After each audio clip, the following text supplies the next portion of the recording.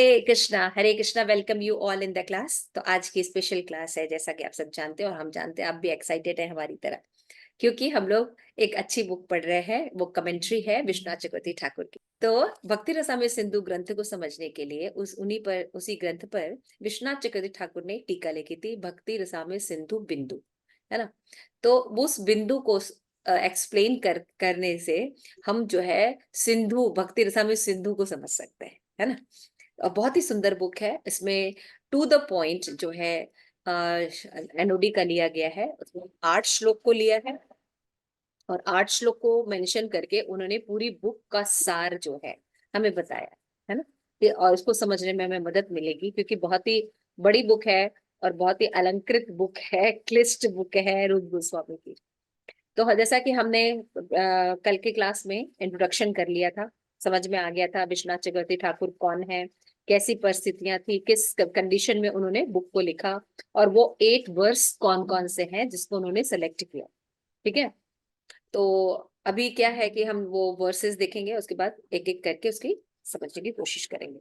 तो सबसे पहले हमें ये समझना होगा कि जो भक्ति होती है 3 प्रकार की होती है ना। हमने पढ़ा था भक्ति रसामृत सिंधु में, सा भक्ति साधना भक्तिर, भाव भक्तिर भक्तिरो, प्रेम भक्तिर इति त्रिविधा। तो 3 टाइप ऑफ डिवोशन है ये। तो 3 टाइप ऑफ डिवोशन है। तो क्या है साधना भक्ति, भाव भक्ति और प्रेम भक्ति, है ना। ये हमने पढ़ा था भक्ति रसामृत सिंधु में। 3 तरह की भक्ति होती है। और जो साधना भक्ति होती है, इसके अगेन 2 पार्ट होते हैं, वैदी भक्ति और रागानुगा भक्ति, पढ़ा था ना हमने। फिर उसके बाद जब भक्त जो है क्रमबद्ध रूप से प्रगति करता है, तो भाव भक्ति पे पहुंचता है, फिर वो भगवान का प्रेम प्राप्त करता है। तो फिर हमने देखा था कि भक्ति रसामृत सिंधु जो ग्रंथ है, और विश्वनाथ चक्रवर्ती ठाकुर ने जो बिंदु लिखा है उस पर टीका, उन दोनों में क्या अंतर है, क्या कंपैरिजन है, तो वो भी हम देख सकते हैं।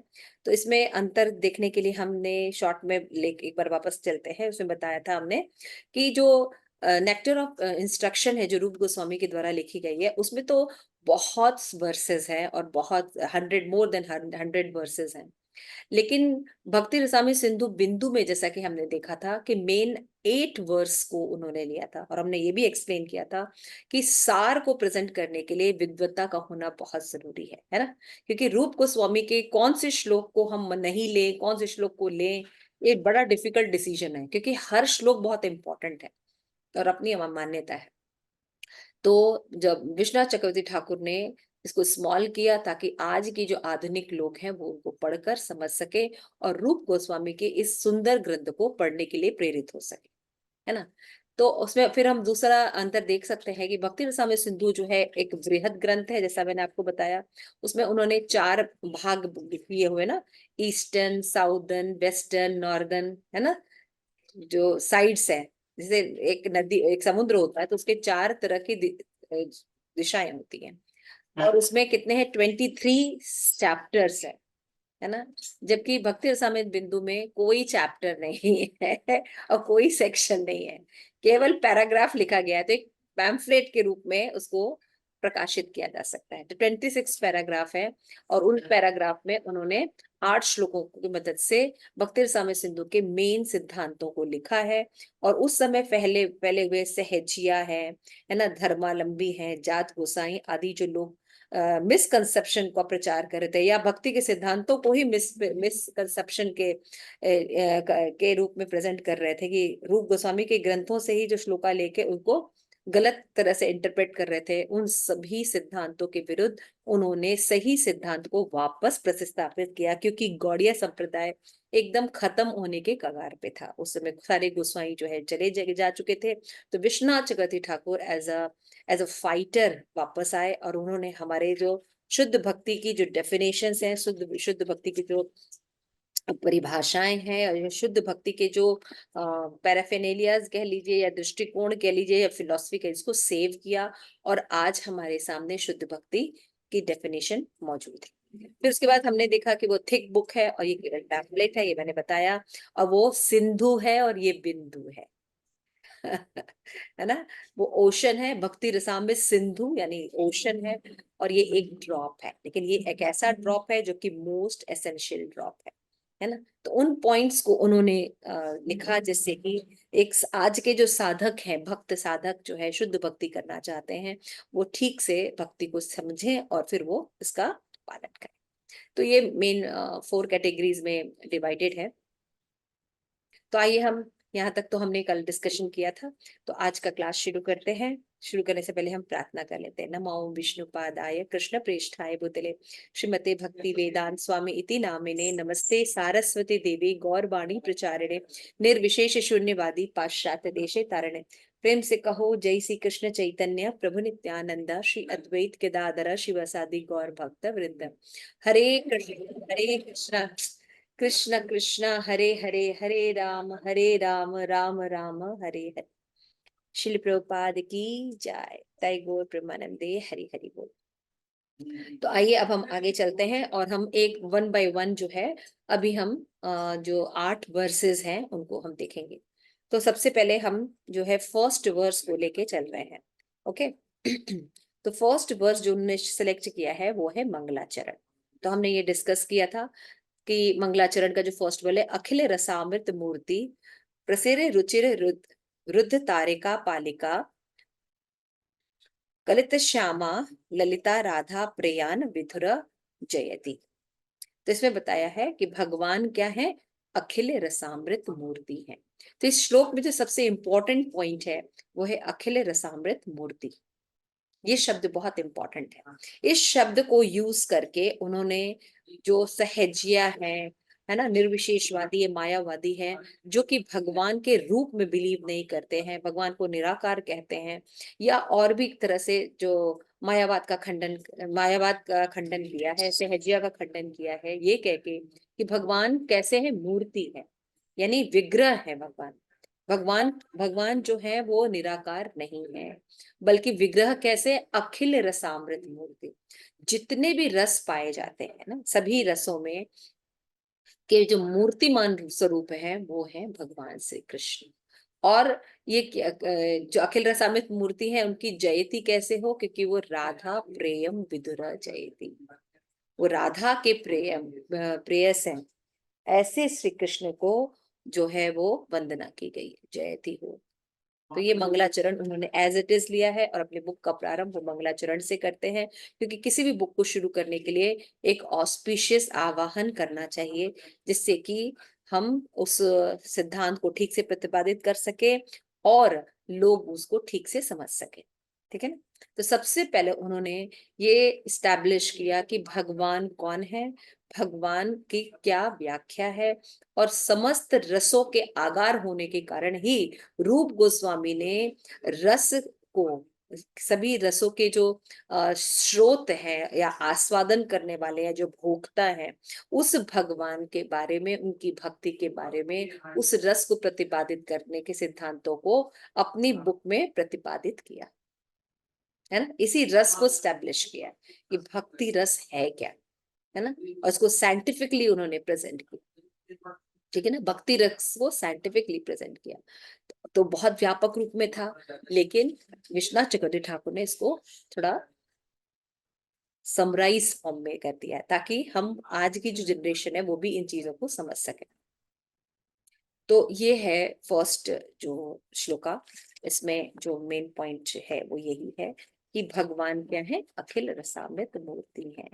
यानी अखिल रसामृत मूर्ति से ये स्टैब्लिश हो गया कि भगवान जो है वो निराकार नहीं है, और भगवान है तो निष्क्रिय नहीं है, रस से भरपूर है।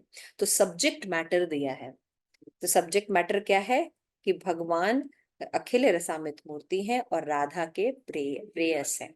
ऐसे जो भगवान है उनकी सदा जय हो। तो उनके बारे में बताया गया है, उस रस के बारे में बताया गया कि कैसे ऐसे भगवान को हम प्राप्त कर सकते हैं। ठीक है। ओके, नेक्स्ट लो। इसको एक्सप्लेन करने के बाद उन्होंने सबसे पहले जो डेफिनेशन दी है वो है शुद्ध भक्ति की डेफिनेशन, जो कि भक्ति रसामृत सिंधु में दिया गया है ना। शुद्ध भक्ति की डेफिनेशन है, अन्य अभिलाषिता शून्यम ज्ञान कर्म आदि अनावृतम आनुकूलेन कृष्णानुशीलम भक्ति उत्तमा। याद है आप लोगों को? रूप गोस्वामी ने ये बताया और हमने बहुत अच्छे से इसको भक्ति रसामृत सिंधु में हमने जो है वो लिया भी है ना। तो इन्होंने जो एक्सप्लेन किया वो उत्तमा भक्ति के बारे में एक्सप्लेन किया। तो इन्होंने विश्वनाथ चक्रवर्ती ठाकुर ने उत्तमा भक्ति को एक्सप्लेन करने के लिए बताया कि उसको दो दो भाग में विभाजित कर दिया। तो आप अगर वो स्लाइड देखेंगे तो आपको समझ में आएगा उत्तमा भक्ति की डेफिनेशन। इसके पहले मध्य लीला का श्लोक है ना। मध्य लीला चैतन्य चरिता में मध्य लीला में बताया गया है 2.49 में कि शुद्ध प्रेम सुख सिंधु पाए तारा एक बिंदु से ही बिंदु जगत डुबाए, है ना। हमने देखा था कि इनके बुक का नाम क्या था, बिंदु, एक ड्रॉप। तो एक ड्रॉप क्या कर सकता है, पूरे जगत को डुबा सकता है। उसका अर्थ इतना है कि अगर केवल वो बिंदु भी देख लेंगे तो शुद्ध प्रेम सुख सिंधु है। और बिना बिंदु क्या है, जगत डुबा है, जगत को डुबाने की शक्ति रखता है भक्ति रस में। तो काही बार योग नाये तापति भूले गया कहिले या केबा पति आए। तो इसलिए इनका जो ये ग्रंथ है, तो हमने देखा था कि 3 ग्रंथ जो है अगर कोई पढ़ लेता है तो शुद्ध भक्ति को प्राप्त कर सकता है ना। हमने देखा था कर्ण है, बिंदु है ना, और एक और चीज थी, याद है किसी को? किरण। किरण, यस। तो किरण जो है वो कमेंट्री है उज्जवल नीलमणि पर। रूप गोस्वामी के जो उज्जवल नीलमणि ग्रंथ है उस पर उन्होंने किरण जो है दिया है। बिंदु है एनओडी पर, है ना, रूप गोस्वामी का। और कर्ण जो है श्रीमद् भागवतम पट्टिका है। तो जो आचार्य है वो बताते हैं यदि कोई इन 3 ग्रंथ को पढ़ लेता है, चैतन्य चरितामृत में भी इसके रिलेटेड श्लोक है कि अगर कोई इन 3 चीजों को पढ़ लेता है, किरण बिंदु और कर्ण को, और उसको खरीदने में 1 पैसा लगेगा। अभी जैसे आप लोगों के पास बुक आई है, जो सस्ती बुक आई है ना तो उतना पैसा थोड़ा सा खर्च करेंगे और 3 बुक ले लेंगे तो आपको शुद्ध भक्ति जो है वो प्राप्त हो जाएगी। और इसको पढ़कर और जीवन में अपनाकर आप सीधे भगवत धाम जाएंगे। और 1 आना खर्च होगा, उस समय 1 आना खर्च होता ठीक है ना। तो ऐसे मध्य लीला में बताया गया। उसके बाद जो है फर्स्ट श्लोका जो मंगलाचरण है उसको लिया, सेकंड श्लोका जो है जो शुद्ध भक्ति की डेफिनेशन है उसको लिया। उस डेफिनेशन में उन्होंने और भी इलेबोरेट फॉर्म में चीजों को एक्सप्लेन किया, ताकि जो लोग जो है सहजिया जो बातें लेके बैठ जाते हैं कि भक्ति क्या है, भाव है ना। भक्ति भाव नहीं, भक्ति क्रिया है। इसीलिए उन्होंने डेफिनेशन दी क्रिया साविदा। क्रिया साविदा भक्ति, भक्ति क्या है, क्रिया है ना। तो ये जो डेफिनेशन दी है वो उन्होंने दी है। तो शुद्ध भक्ति की जो एक स्लाइड है वो अगर आप देखेंगे तो उसमें आपको बहुत अच्छे से समझ में आएगा। तो उन्होंने भक्ति के द्विधा प्रकार को लिया है, 2-2 जोड़े में बांट दिया है जो श्लोका है पूरा। अन्य अभिलाषिता शून्य ज्ञान कर्मादि अनावृता, और इसको करके उन्होंने शुद्ध भक्ति को एक्सप्लेन किया है। तो भक्ति है और उत्तमा है, इसको अलग अलग कर, भक्ति उत्तमा, रूप गोस्वामी ने वर्ड यूज किया, इन्होंने भक्ति प्लस उत्तमा कर दिया है ना। तो भक्ति को भी 2-2 जोड़े में प्रेजेंट किया है, उत्तमा को भी 2-2 जोड़े में प्रेजेंट किया। तो भक्ति 2 प्रकार की होती है, अनुकूलेन और अनुशीलनम। इन्होंने अनुशीलनम वर्ड को ही लिया है और उसको एक्सप्लेन किया कि भक्ति भाव ही नहीं है, ओनली सेंटिमेंट नहीं है। जैसे सहजिया लोग सोचते हैं कि शुद्ध भक्ति का मतलब होता है अष्ट विकार होना, ये करना, या हम क्या करेंगे, हम कोई काम नहीं करेंगे, हम वृंदावन चले जाएंगे, वहां हम 64 माला करेंगे, है ना, तो हमें शुद्ध भक्ति प्राप्त हो जाएगी। नहीं, अगर हम प्रैक्टिकल नहीं है, अगर हम प्रैक्टिकली भगवान को भक्ति नहीं करते हैं, भगवान की भक्ति का पालन नहीं करते हैं, तो हम कहीं जाने वाले नहीं, चाहे हम वृंदावन में बैठ के कितनी भी माला करें। तो ये बहुत ज्यादा क्रांतिकारी श्लोक था। तो हमने देखा था कि उनका जो जितने भी सहजिया थे, धर्मालंबी थे, जात गोसाई थे, वो विश्वनाथ चक्रवर्ती ठाकुर को लाइक नहीं कर रहे। लेकिन उन्होंने इस ग्रंथ से फिर एक्सप्लेन किया कि शुद्ध भक्ति का मतलब क्या है। क्या एक्सप्लेन किया रूप गोस्वामी ने? तो भक्ति और उत्तमा को उन्होंने अलग अलग कर दिया, दो भाग में किया कि भक्ति उत्तमा कैसे होगी, कि भक्ति को दो प्रकार से देखना पड़ेगा, अनुकूलेन अनुशीलनम होना चाहिए, है ना। तो अनुकूल को भी उन्होंने दो डिवीजन दिए, पॉजिटिव और नेगेटिव, है ना। तो अनुकूल जो है भगवान का प्रयास करना चाहिए, ठीक है, भगवान को अच्छा लग रहा है, लेकिन भगवान को अच्छा लग रहा है, लेकिन भाव जो है वो पॉजिटिव भी हो सकता है, नेगेटिव भी हो सकता है। हम लोग ने इसको डिस्कस किया था, मैंने काफी पॉइंट्स इसके डिस्कस किए थे, कि जैसे यशोदा माँ जो है जब कृष्ण को दूध पिला रही हैं, तभी उसी समय क्या हुआ, जो दूध अंदर रसोई घर में उबल रहा था वो गिरने वाला था, तो माँ ने अपना दूध पिलाना छोड़कर उस दूध को उठाने के लिए चली गई। तो यहाँ पे क्रिया जो है वो ठीक नहीं है, लेकिन भाव भगवान के अनुकूल है ना।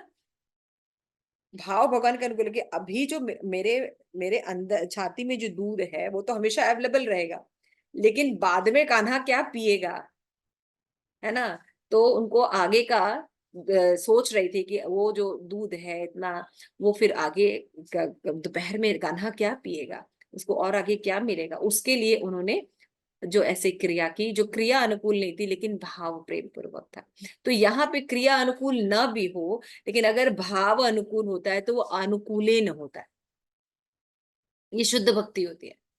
लेकिन अगर भाव अनुकूल नहीं हो और लेकिन क्रिया जो है अनुकूल हो, तो वो शुद्ध भक्ति नहीं होती। जैसे जब भगवान जो है कंस के पास गए, तो चारुक मुस्टिक आदि जो है चार, जो उसने अपने जो बलवान को भेजा भगवान से लड़ने के लिए, तो वो जब भगवान से लड़ रहे थे बलराम और कृष्ण, तो बहुत आनंद आ रहा था भगवान को, लेकिन क्या चारुक मुस्टिक का जो भाव था वो भगवान के लिए अनुकूल था, बताइए। भगवान के लिए अनुकूल, भगवान के लिए अनुकूल नहीं था, है ना। भगवान के लिए अनुकूल नहीं था, क्यों, क्योंकि वो भगवान को मारना चाहते थे, भगवान को आनंद आ रहा था। तो यहाँ पे आप देख सकते हैं कि क्रिया अनुकूल थी लेकिन भाव अनुकूल नहीं था, तो ये शुद्ध भक्ति नहीं।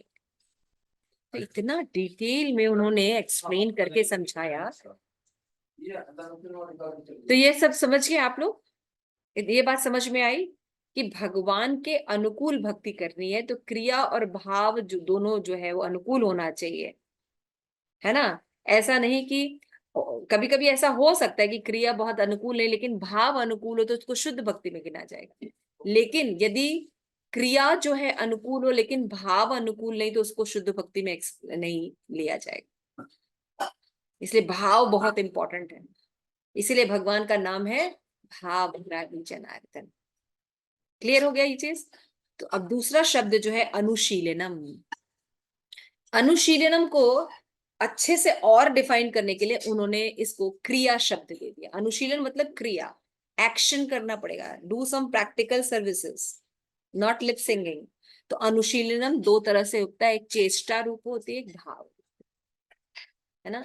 एक में क्रिया होती है और एक में भाव होता है ना। तो चेष्टा रूपा भी दो प्रकार की होती है, प्रवृत्तात्मकम और निवृत्तात्मकम। और फिर उन्होंने चेष्टा को बताया है प्रवृत्तात्मका, निवृत्तात्मक और साधना रूपा और भाव रूपा, ये दो प्रकार के और डिवीजन की। फिर उसके बाद जो है उत्तमा भक्ति को डिफाइन किया है। उत्तमा भक्ति दो प्रकार की होती है, अन्य अभिलाषिता शून्य और ज्ञान कर्म आदि अनामिका। तो अन्य अभिलाषिता शून्य क्या होते हैं, तो इन्होंने अभिलाषित और ता अलग कर दिया, अभिलाषा और ता अलग कर दिया। इसका मतलब क्या है कि अगर कोई व्यक्ति भगवान की भक्ति करता है तो अहेतु की भक्ति करेगा, उसका कोई अपनी अभिलाषा नहीं रहेगी। लेकिन तावत का मतलब क्या है कि कभी कभी शुद्ध भक्त के जीवन में कभी कोई संकट की परिस्थिति आती है, हालांकि उसकी प्रवृत्ति नहीं है, लेकिन कभी कोई प्रवृत्ति होती है, तो वो क्या होता है, भगवान को अपनी सेवा, अपने अपनी रक्षा के लिए पुकार सकता है, तो वो भी शुद्ध भक्ति में ही गिना जाएगा। जैसे मैंने द्रौपदी का एग्जाम्पल दिया था, याद है। और यहाँ पे ज्ञान और कर्म कौन सा है जिसको हमें अपनाना नहीं है, ज्ञान कम अनावृत होना है, वो ज्ञान जो ब्रह्म में लीन होने की बात करता है ना। और कर्म कौन सा, जो सकाम कर्म है, उस कर्म से जो शुद्ध भक्ति जो है उस वो जो है वो अनावृत करना है। इसीलिए अन्य अभिलाषा नहीं होना चाहिए, केवल शुद्ध भक्ति की अभिलाषा होनी चाहिए। तो इसलिए अभिलाषिता वर्ड यूज किया है, अभिलाषा नहीं लिखा है। तो यहाँ पे हम देख सकते हैं कि जो फर्स्ट पैराग्राफ में उन्होंने मंगलाचरण दिया है और सेकंड पैराग्राफ में उन्होंने बताया है कि टाइप ऑफ डिवोशन, साधना, भाव और प्रेम। तो साधना और प्रेम भक्ति।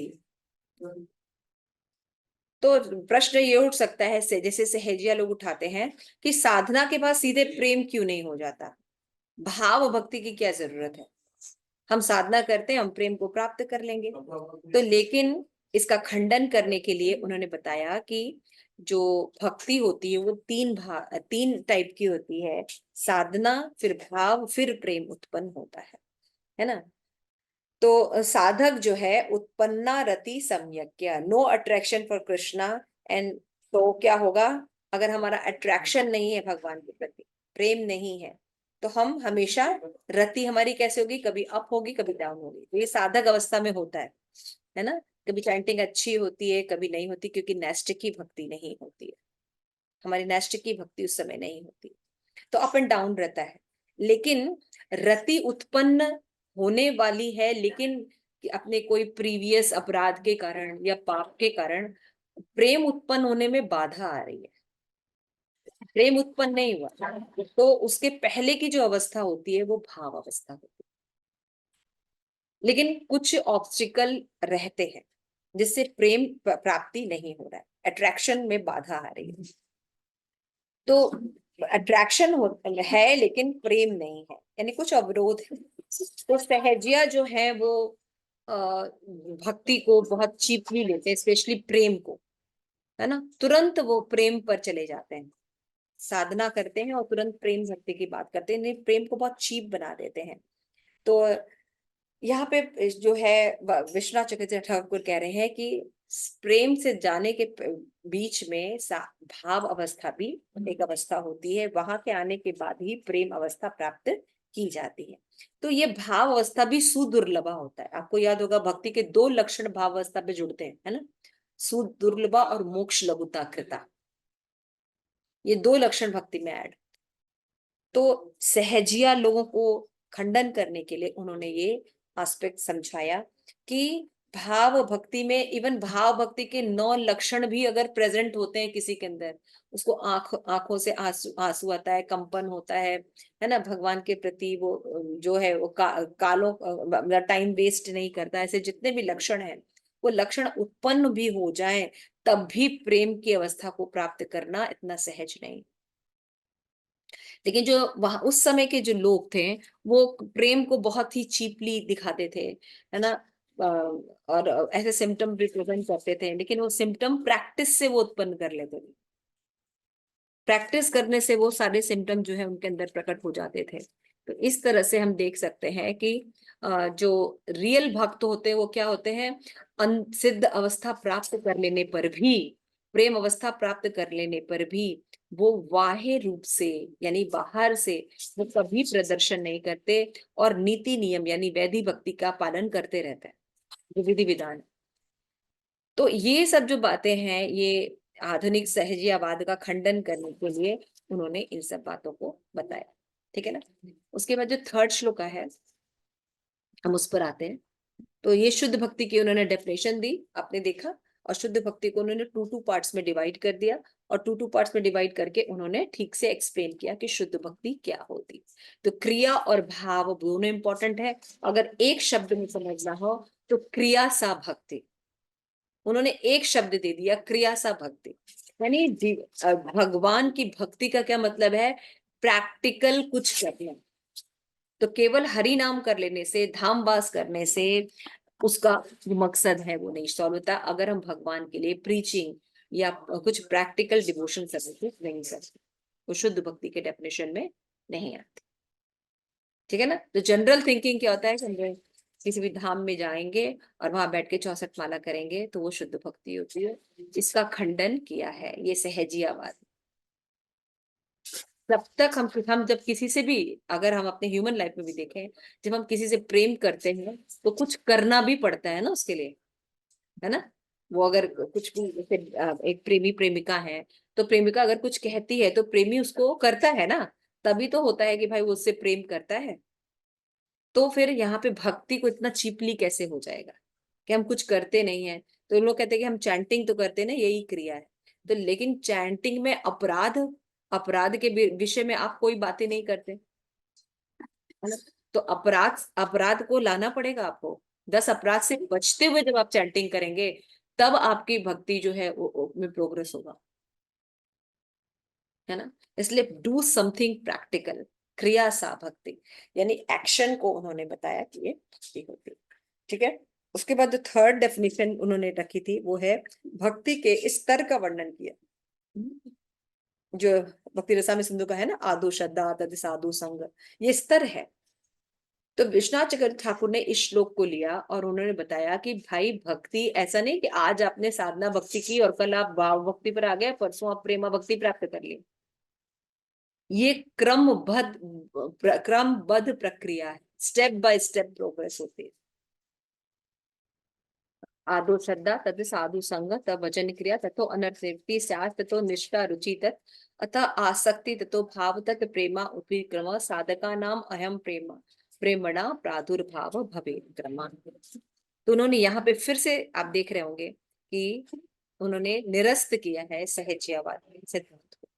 क्या निरस्त किया है? उन्होंने ये कहा कि एक दिन में भक्ति नहीं प्राप्त होती, क्रमबद्ध रूप से हम जब भक्ति करते हैं, अनुशीलन करते हैं, क्रिया करते हैं, डिवोशन करते हैं, तब जाकर हमें शुद्ध भक्ति जो है वो प्राप्त होती है ना। ठीक है। तो ये स्टेप्स बताए हैं कि साधु श्रद्धा होती है पहले व्यक्ति में, फिर उसके बाद वो साधु संग करता है। साधु संग में वो भजन क्रिया को करता है। भजन क्रिया करने पर उसको पता चलता है कि भजन क्रिया के निश्चितता और अनिश्चितता दो प्रकार के अवरोध होते हैं, दो स्टेजेस होती है। उनमें जो अनर्थ निवृत्ति की जो स्टेजेस है वो पार करता है, तब व्यक्ति जो है निष्ठा लेवल पर आकर ये समझता है तृणादपि सुनीचेन तरुरिव सहिष्णुना अमानिना मानदेना कीर्तनीय सदा हरि। ये जो चार गुण वो विकसित कर लेता है, तब वो कीर्तनीय सदा हरि कर पाता है। उसके बाद व्यक्ति की रुचि की अवस्था आती है, फिर आसक्ति की अवस्था आती है, फिर भाव की अवस्था आती है, फिर प्रेम का उदय होता है। ऐसा नहीं कि कोई श्रद्धा से सीधे प्रेम पर जंप कर जाए, या श्रद्धा या साधु संग करने लगा है बस सीधे उसको भाव भक्ति ये स्वरूप लक्षण हो जाए। आप हमेशा देख सकते हैं धाम में, वृंदावन में और जगहों पे भी आप देख सकते हैं कि लोग क्या करते हैं, ऐसे सहजिया पंथी करते हैं कि अभी श्रद्धा और साधु संग करते हैं, कहते हैं कि सीधे आप भाव भक्ति पर आ सकते हैं, सीधे आपका स्वरूप लक्षण आपको प्रकट हो जाएगा। वो बीच की क्रियाओं को कोई मान्यता नहीं देते, है ना। तो इससे इससे शुद्ध भक्ति प्राप्त नहीं होगी। तो हमने ये भी देखा था क्रम में। आगे चलिए, तो ये श्लोका उन्होंने मेंशन किया थर्ड, इस बाद उन्होंने फोर्थ श्लोका मेंशन किया कि सर्व अपराध कृतम, है ना। तो सर्व अपराध कृतम अपि मुच्यते हरि संशय हरि अप्यस्य अपराधान यह कुर्यात् वपि पंद पाशुला नामाश्रय कदाचित स्यात् रत एव स नामतः नामनो ही सर्व हृदयो है अपराधात् पतत् अधः। ये बहुत इंपॉर्टेंट श्लोक उन्होंने कोट किया। पहले उन्होंने बताया कि मंगलाचरण, मंगलाचरण के बाद उन्होंने शुद्ध भक्ति एक्सप्लेन की, शुद्ध भक्ति एक्सप्लेन करने के बाद ये बताया कि किस तरह से क्रम में भक्ति होती है। उसके बाद सीधे वो इस श्लोक पर आए और इस श्लोक की व्याख्या सहजियावाद जो है, वहां के लोग जो है वो गलत रूप से रूप गोस्वामी की बातों को रख रहे थे, है ना। तो रूप गोस्वामी के इस श्लोक को सही रूप से प्रतिपादित किया विश्वनाथ चक्रवर्ती ने, क्योंकि यहाँ पे बताना वो चाह रहे थे कि यहाँ पे रूप गोस्वामी ये कहना चाह रहे थे कि हरि नाम में नाम अपराध से बचना कितना इम्पोर्टेंट है। ये नहीं कि हम केवल नाम जप कर रहे हैं और अपराध के बारे में हम कोई कोई जिज्ञासा नहीं करते, कोई पालन नहीं करते, उससे बचने का कोई प्रयास नहीं करते, उसके बारे में हम कोई जानकारी नहीं रखते और हम शुद्ध भक्ति प्राप्त कर लेंगे, ऐसा कभी नहीं। तो आपको याद है कि भक्ति विनोद ठाकुर ने नाम अपराध को मेंशन किया। तो नाम अपराध के जो वो है, वो रूप गोस्वामी ने नहीं लिखा है, वो उन्होंने पद्म पुराण से इंगित किया कि पद्म पुराण में लिखा हुआ था, और उसको 10 नाम अपराध को लेके आया। उसी तरह सेवा अपराध के बारे में कोई चर्चा ही नहीं होती थी, भक्ति भाव भाव भाव से होती है, नहीं सेवा अपराध भी होते हैं, है ना। तो 64 अंगाज जो है वो लेके आए रूप गोस्वामी, है ना। तो इस तरह से हम देखते हैं कि वराह पुराण से उन्होंने ये जो है इंगित इंगित किया सेवा अपराध, है ना। तो यहाँ पे ये बात उन्होंने मेंशन की कि यदि आप कोई सेवा अपराध करते हैं, तो आप अगर हरि का आश्रय ले लें, भगवान का आश्रय ले लेंगे, तो आपका जो सेवा अपराध है धीरे धीरे खत्म होना शुरू हो जाए।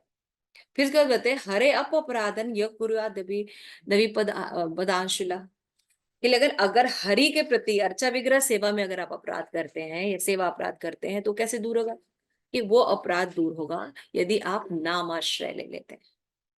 नाम का आश्रय लेंगे, हरे कृष्णा कृष्ण कृष्ण हरे हरे, हरे राम राम राम हरे हरे। तो हरि नाम का जब चैंटिंग करते हैं, तब जाके हमको तो धीरे धीरे हरि के प्रति या अर्चा विग्रह के प्रति जो सेवा अपराध करते हैं वो दूर होता है।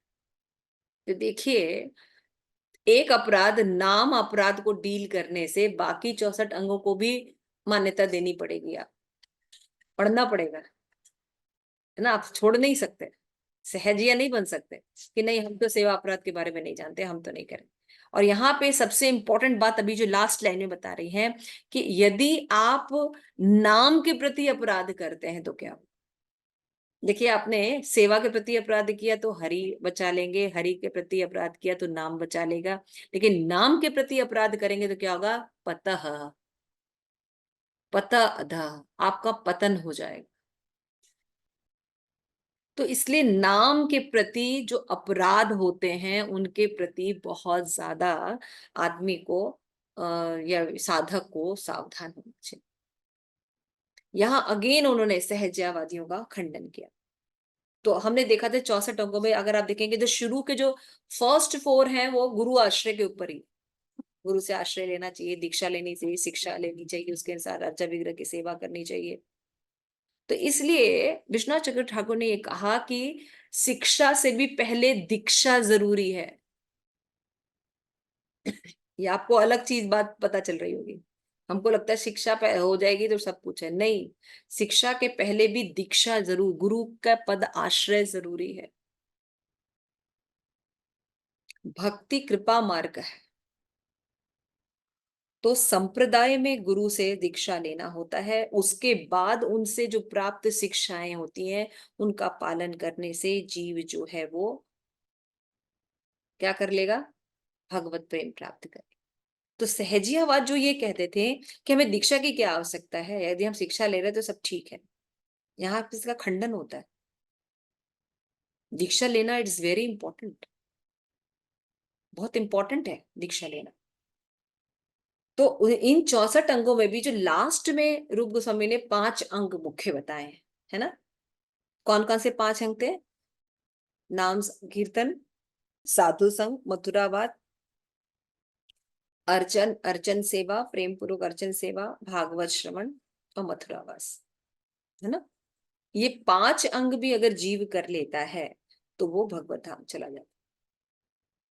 इन 5 को अगर नहीं करने में सक्षम है, तो अगर वो नाम जप को ठीक से करता है और अपराध से बचते हुए, तब वो भगवान की प्रीति प्राप्त कर सकता। तो भक्ति इज नॉट ओनली सेंटिमेंट्स, भक्ति में क्रिया भी होनी चाहिए, एक्शन भी होना चाहिए, कुछ सेवा भी होनी चाहिए। It's very important. तो जो सहजिया लोग हैं वो नहीं करते, इसलिए इन्होंने जो उन्होंने वर्ड यूज किया है मूर्ति सेवा कौशलम। विश्वनाथ चक्रवर्ती ठाकुर थे, मूर्ति सेवा कौशलम, it is a art of serving the deities. तो आप चाहे भगवान के लिए कुकिंग करते हैं, जिससे ध्यान रखना चाहिए कि आप कोई साधारण कुकिंग नहीं कर रहे हैं कि एकदम गंदे से कुछ भी कर रहे हैं, है ना। अपने मन से आप चीजों को पका रहे हैं, बहुत ज्यादा ऑयल और मसाला डाल रहे हैं। आपको पता होना चाहिए कि भगवान की कुकिंग कैसे होनी चाहिए, इसके लिए ट्रेनिंग की जरूरत है।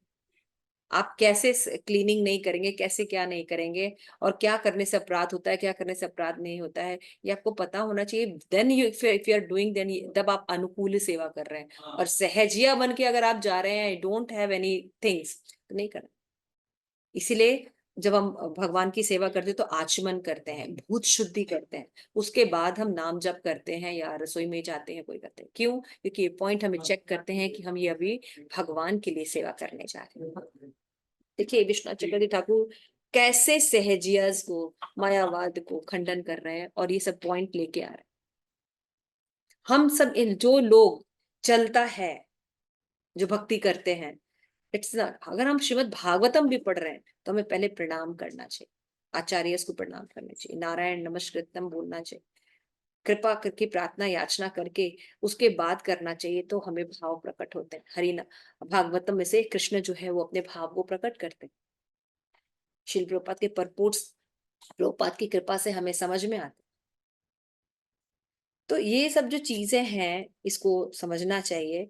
तो इसमें और भी बातें बताई गई कि भागवत श्रवण कैसे करना चाहिए, रसिका लोगों से करना चाहिए,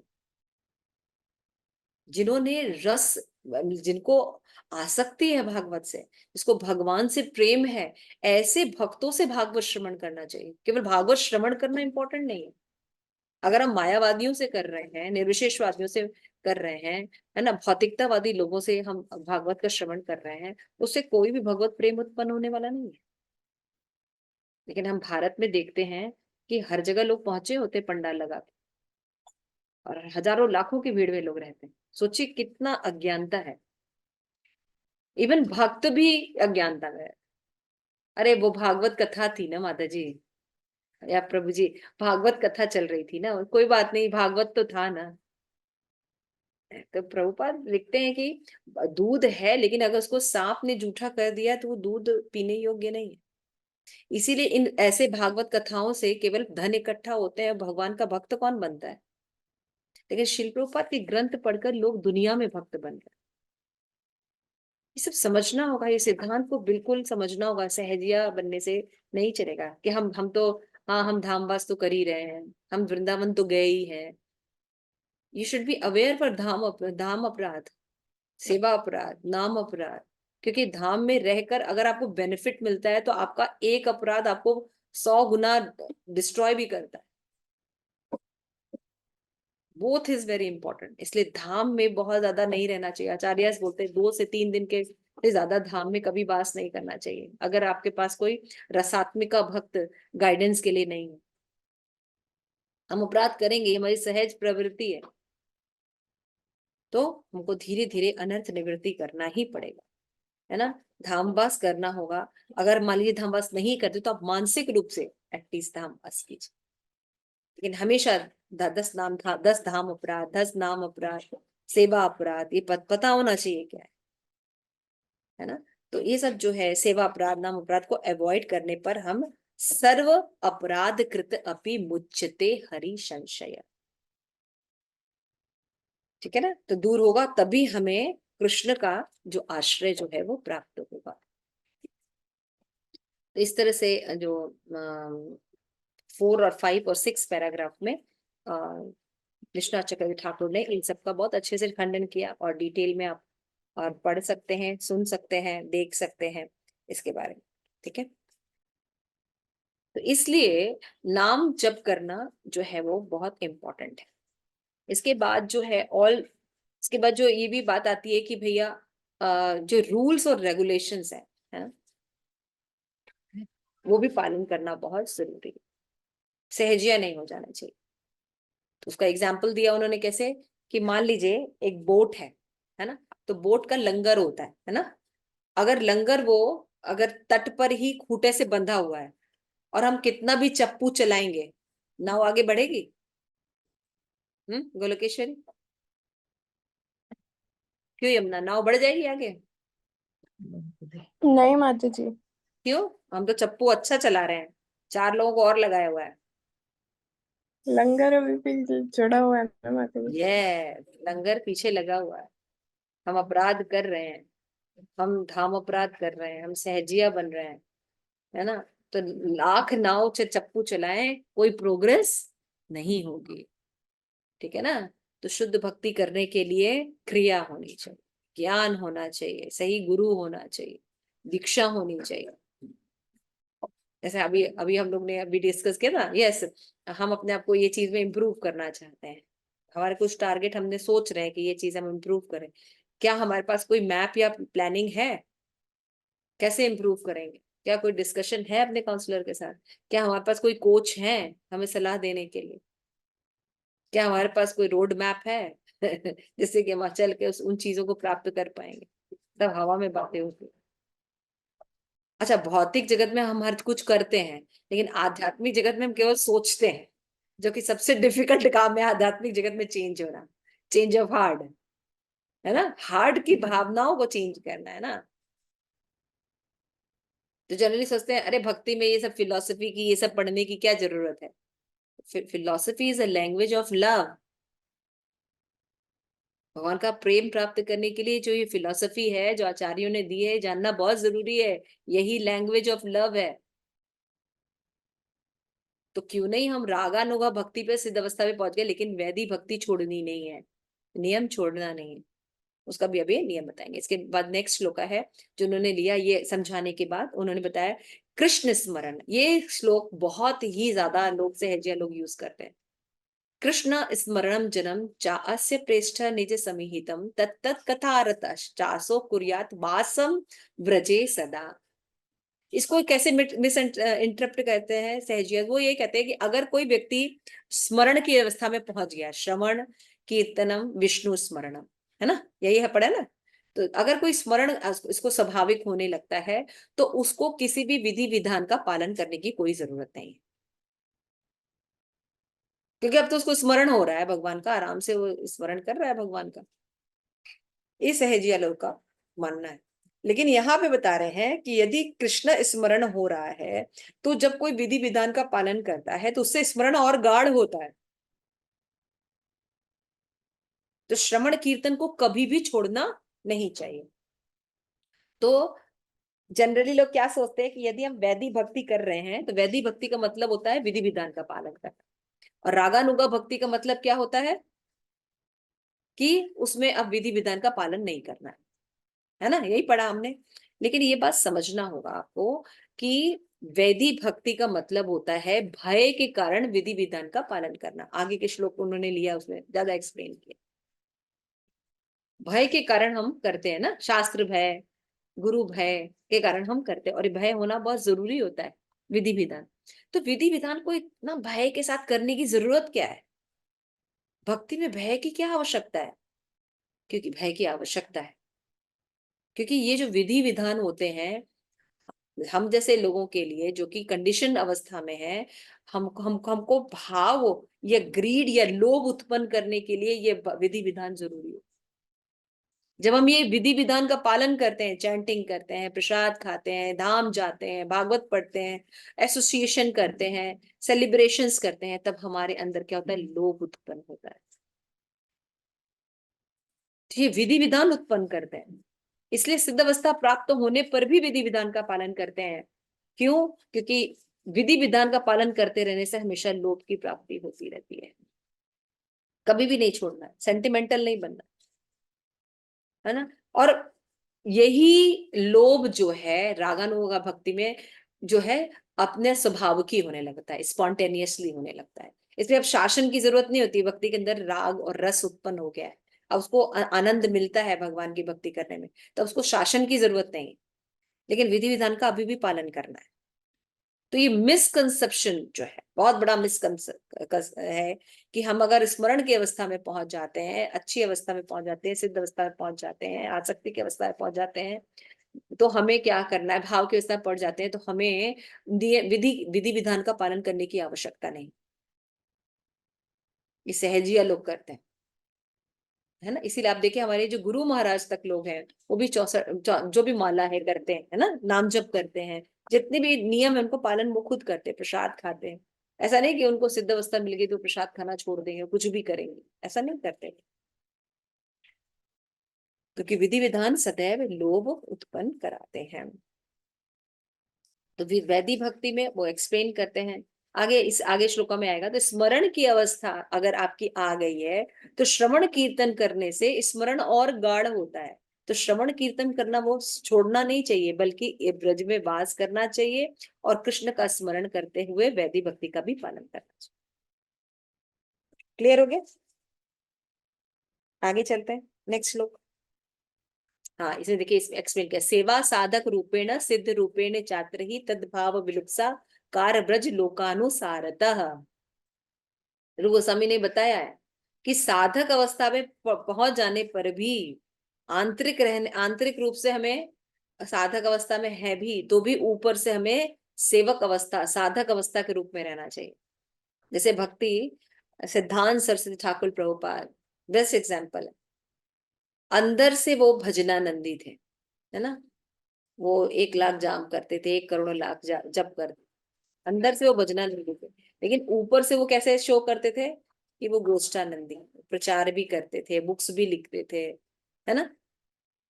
तो ये सही बात है कि सेवा साधक रूपेण, कि साधक रूप में अंदर से ऊपर से हमेशा रहना चाहिए, है ना। तो इस तरह से हमें, सहजिया लोग जैसे कहते हैं कि भाव भक्ति आने पर हमें कोई नियम का पालन करने की जरूरत नहीं। आप देखते होंगे वृंदावन वगैरह में या गोवर्धन में देखते होंगे कि जब बाबा जी वो पड़े हुए हैं, कोई नियम का दिक्कत नहीं है। ऐसा नहीं, ऐसे आर्टिफिशियली हमें नहीं जाना चाहिए, भक्ति के नियमों का पालन करना चाहिए। क्यों? क्योंकि ये हमें बहुत चीजों से बचा के रखता है ना, बाह्य रूप से हमें ऐसा करता है। जैसे आपने बहुत से देखा होगा, कार्तिक में लोग बहुत नियम करते हैं, तो भक्ति कितनी अच्छी हो जाती है ना। सुबह मंगला आरती जाते हैं, रोज मंगला आरती जाते हैं, कीर्तन करते हैं, दीपदान करते हैं, कितना अच्छा लगता है, कितनी भक्ति अच्छी अवस्था में लगती है। लेकिन बाकी कार्तिक के बाद वो विधि विधान छोड़ देने से क्या होता है, धीरे धीरे धीरे धीरे धीरे क्या हो जाता है, हम बैक टू पवेलियन हो जाते हैं। यानी विधि विधान जो है वो लोभ उत्पन्न कराता है।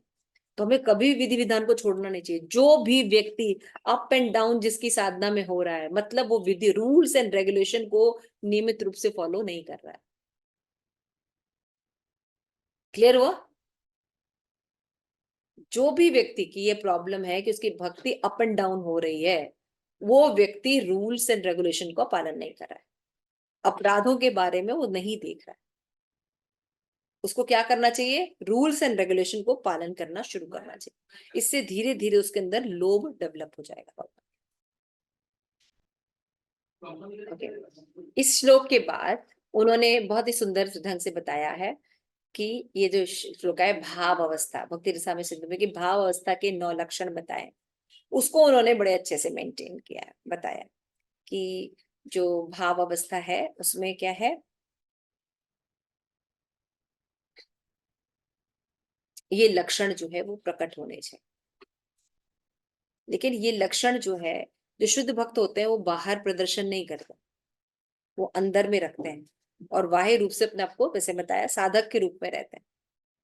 लेकिन जो सहजिया होते हैं वो इसको क्या करते हैं, प्रैक्टिस कर लेते हैं। इसलिए देखिए, जैसे भक्ति, अब गोवर्धन जाएंगे तो रोने लगेंगे, उनको रोमांच होने लगेगा, वो गिर जाएंगे, निर्वेद हो जाएगा, ऐसे भाव प्रकट करते। तो वो भाव स्पॉन्टेनियस और स्वाभाविक ही नहीं हो रहा है, वो प्रैक्टिस किया उन्होंने उस तरह से, इसलिए वो रो रहे हैं, है ना। बहुत से लोग ना ऐसा काजल लगाते हैं जिससे कि आंखों में आंसू झरझर झरझर झरझर झरझर गिरते हैं।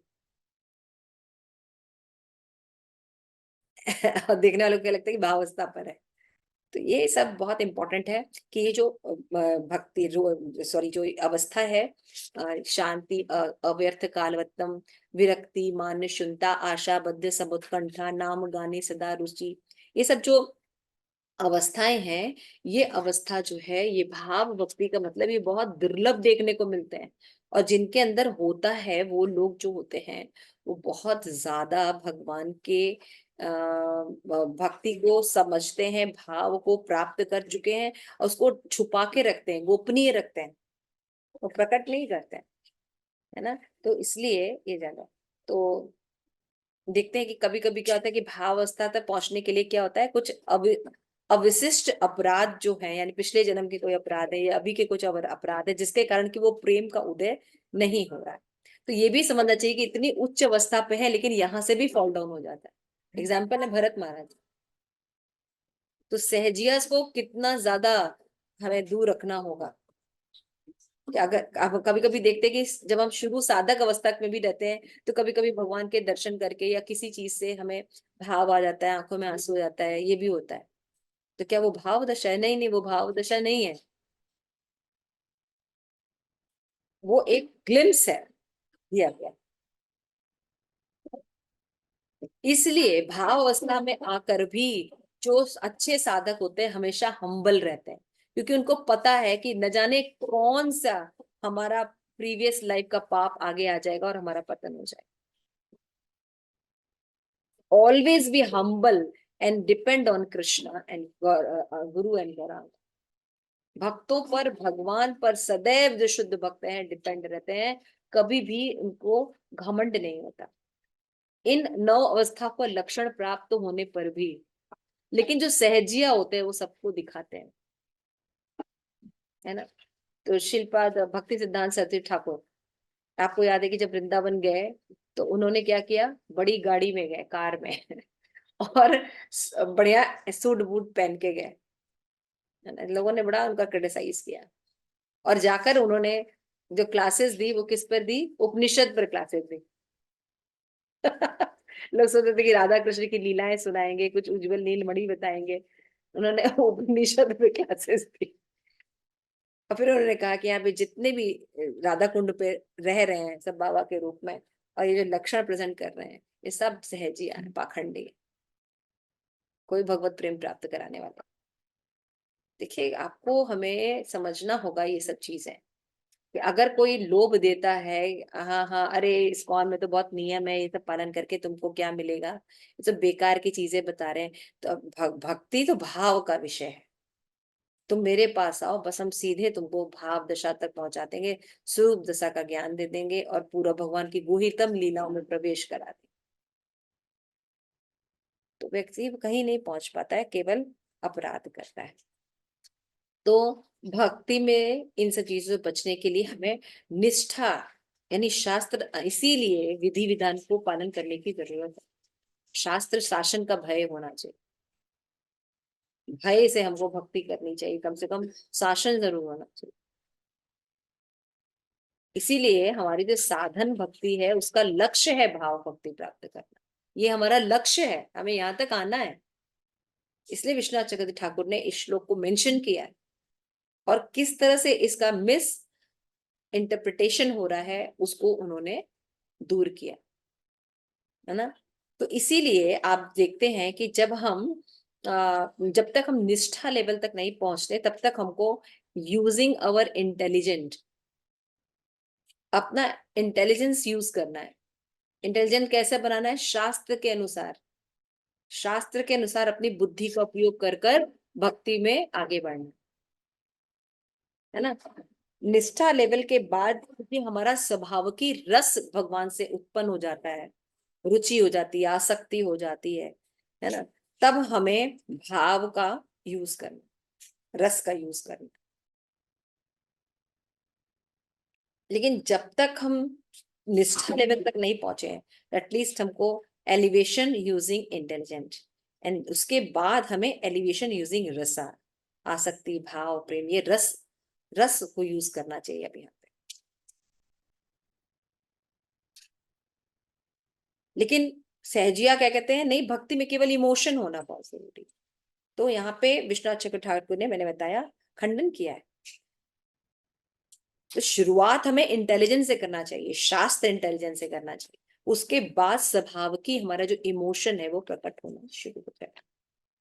ठीक है। तो नेक्स्ट जो 14 से 17 पैराग्राफ है उनका, उन्होंने ये बात बताई, देखो, निर्वादो विषाद दैन्य ग्लानि क्षमा चित मतोगति, ये सब जो अवस्थाएं हैं, ये कैसी अवस्थाएं हैं, ये बता रहे हैं। रस दो प्रकार के होते हैं, एक होता है प्राइमरी और दूसरा होता है सेकेंडरी। इन दोनों को मिलाकर भाव दशा जो है वो प्रकट होती है। तो रस का मतलब क्या होता है, ये सब भाव है ना, निर्वेद देखो है ना, विभाव, अनुभाव, सात्विक भाव, व्यभिचारी, व्यभिचारी भाव, है ना, निर्वेद, विषाद, दैन्यता, ये सब जो है ये सेकेंडरी भाव होते हैं जो कि मिलकर भाव भक्ति का निर्माण करते हैं।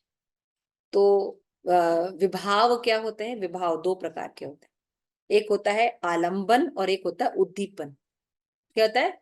आलंबन और उद्दीपन। थोड़ा सा समझ लो ये काफी डिफिकल्ट है लेकिन मुझे बहुत अच्छा लगता है। जो थोड़ा सा ग्रामर जानते होंगे, हिंदी पढ़े होंगे, तो उनको ये सब चीजें थोड़ा सा पता होगा। 12th में बताया जाता है ये सब हिंदी ग्रामर में, है ना?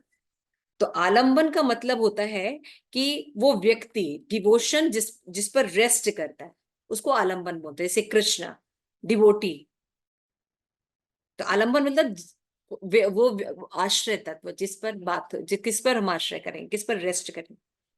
और उद्दीपन मतलब होता है कि कोई चीज को देखकर उस आलंबन का याद आना। जैसे वंशी देखकर कृष्ण का याद आना, है ना? येलो कलर देख के भगवान का याद आना, है ना? काले बादल को देखकर भगवान का याद आना, तो ये उद्दीपन कहलाते हैं।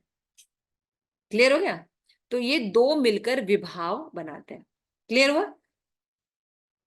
जैसे कि हमारी जो बॉडी है वो वेस्ट पर निर्भर करती है, कमर पर, है ना? सपोर्ट सपोर्ट यानी बेस वही है। जैसे गाय को देखकर भगवान का रिमेम्बरेंस हो जाना, या वृंदावन को देखकर रिमेम्बरेंस हो जाना, या मोर पंख को देखकर भगवान के रिमेम्बरेंस हो जाना, है ना? तो ऐसे जो उद्दीपन होता है, उद्दीपन होता है, आलंबन। तो दूसरा होता है सात्विक भाव होता है। तो सात्विक भाव मतलब कहता है जो अष्ट विकार होते हैं, रोमांच हो जाना, रोंगटे खड़े हो जाना, आंसू, ये जो 8 विकार बताए गए हैं वो अष्ट विकार को सात्विक विकार कहते हैं। और उन्हीं भाव से अनुभाव डेवलप होते हैं। जैसे लोग डांस करते हैं, है ना? एक्साइटमेंट में चले जाते हैं, तो ये और भी उसके साथ भाव प्रकट होते हैं, उसको अनुभाव कहते हैं। ठीक है? उसके साथ साथ कुछ भाव प्रकट होते हैं जिसको व्यभिचारी कहते हैं। जैसे यहाँ पे लिखा है ना, क्रोध, है ना, शोक, ग्लानि, ये सब चीज क्या है? ये व्यभिचारी होते हैं। फिर इमोशंस जो होते हैं, भाव, भाव में 3 वेव्स होते हैं। निर्वेद, निर्वेद यहाँ पे लिखा है ना, देखो, निर्वेदो च विषादो। तो निर्वेद का क्या मतलब होता है? कि व्यक्ति अपनी आत्मनिंदा करता है, मैं बिल्कुल बेकार हूँ, मैं किसी योग्य नहीं हूँ, है ना? मैं तो बिल्कुल ऐसा हूं, मैं ये भी नहीं कर सकती, मैं ये भी नहीं कर सकता। तो आत्मनिंदा करता है निर्वेद। और विषाद में अनुतप्तः, विषाद में देखे इंटरनल रूप से वो हैप्पी रहता है क्योंकि भगवान की भक्ति करता है, लेकिन बाह्य रूप से वो हैप्पी नहीं रहता है ना? उसके बाद देखो दैन्य ग्लानि, है ना? दैन्य का मतलब होता है आत्म असहयोग बुद्धि, not qualified to associate with Krishna. धाम में नहीं जा सकते, वरिष्ठ भक्तों के सामने नहीं बैठ सकते, अपने को अयोग्य मानते हैं, है ना? इसको दैन्यता कहते हैं। क्लियर है? तो ये सब भाव, प्राइमरी और सेकेंडरी भाव मिलकर भाव भक्ति का निर्माण करते हैं। तो भाव भक्ति में ये पूरा रहता है। निर्वेद, विषाद, दैन्य, ग्लानि, शमो, मत, गर्वो, शंका, उन्माद, व्याधि, मोह, आलस्य, जड़ता, है ना, स्मृति, तक वितक, चिंता, कृत, कभी हर्ष, उत्सुकता, अर्श, सूर्या, चापल, नैव, निद्रा च, सुप्तम बोध इतमे भावा व्यभिचारिणी समाख्याता। तो भाव भक्ति में ये व्यभिचारिणी जो होते हैं ये भाव पाए जाते हैं।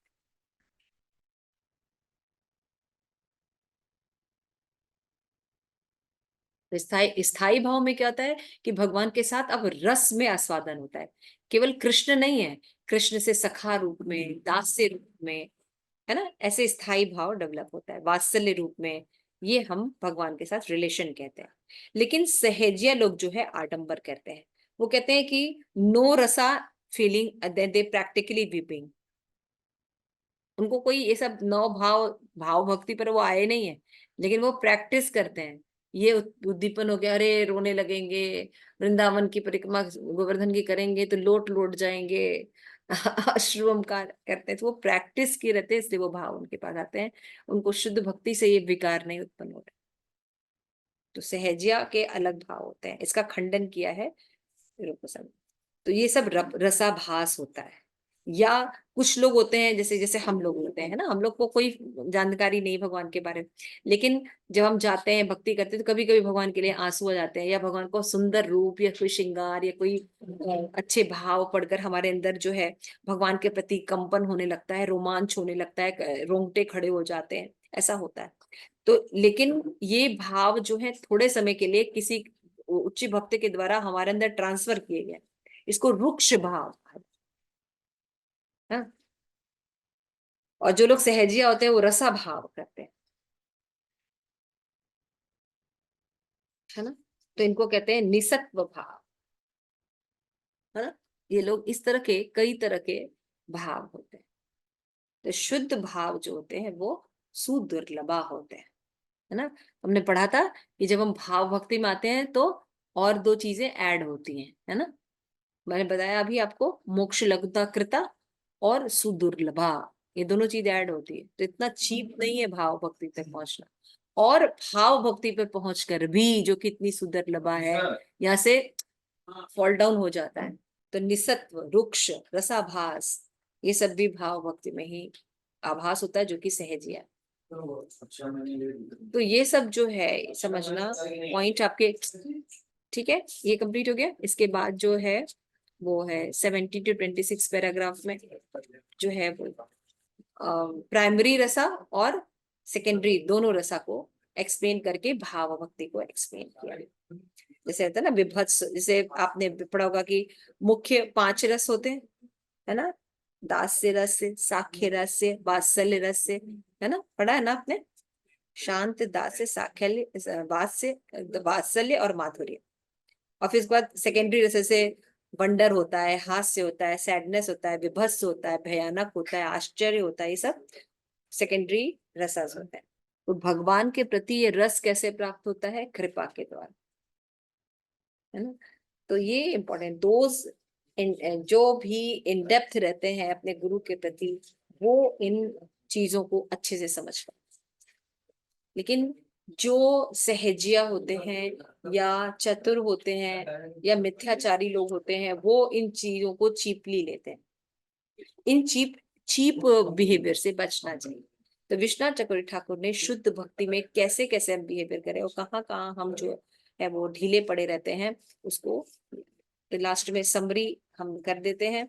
हमने देखा कि किस तरह विश्वनाथ चक्रवर्ती ठाकुर जो है उन्होंने एक समरी लिखी एनओडी रूप गोस्वामी पर, और उन्होंने 8 श्लोका लिए। 8 श्लोका के माध्यम से उन्होंने भक्ति की, शुद्ध भक्ति की डेफिनेशन को अच्छे से एक्सप्लेन किया, रागुनुगा वैधि भक्ति के पॉइंट को क्लियर किया, भक्ति क्रमबद्ध होती है, शुद्ध भक्ति की डेफिनेशन, मंगलाचरण इत्यादि आदि पॉइंटों को क्लियर करते हुए भाव भक्ति को बताया।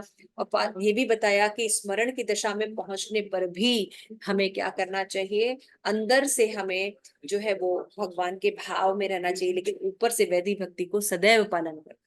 जबकि ये मिसकंसेप्शन है कि अगर हम वैधि भक्ति पालन करते हैं तो मतलब नियम का पालन करते हैं, और रागानुगा का पालन करते हैं तो कोई नियम नहीं। जबकि हमारे गौड़ीय वैष्णव फिलॉसफी के अनुसार वैधि भक्ति जो है वो हमेशा पालन करना चाहिए, चाहे हम राग उत्पन्न कर भी लें तब भी। क्यों? क्योंकि जब हम विधि विधान का पालन करते हैं तो भगवान के लिए लोभ प्रकट होता है, और यही लोभ आगे चल के प्रेम में कन्वर्ट होता है। इसलिए विधि विधान का पालन हमें सिद्ध अवस्था पर भी जाकर नहीं छोड़ना चाहिए, और भगवान का स्मरण अवस्था पर भी जाकर हमें श्रवण कीर्तन आदि जो क्रियाएं हैं उनको नहीं छोड़ना चाहिए, हमेशा करना चाहिए, क्योंकि ये हमारे अंदर लोभ और भगवान के प्रति प्रेम को आसक्ति प्रदान करने में मदद करता है। ठीक है। उसके बाद हमने देखा कि भाव अवस्था को चीपली नहीं लेना चाहिए, और भाव अवस्था के जो जो जो 9 लक्षण हैं, ये स्वभाव की स्पॉन्टेनियसली उत्पन्न होते हैं, और जो अच्छे साधक होते हैं वो उनको गुप्त रूप से अपने अंदर रखते हैं, और ऊपर से वो विधि विधान का पालन करते रहते हैं। और भाव में ये सारे प्राइमरी और सेकेंडरी सभी रसास जो है वो इम्प्लीमेंट होता है।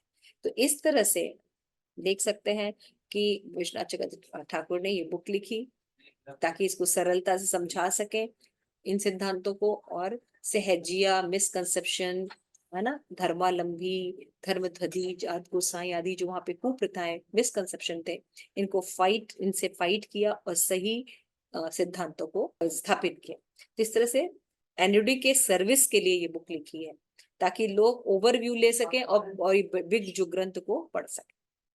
ठीक है, थैंक यू सो मच। शिल प्रभुपाद की जय।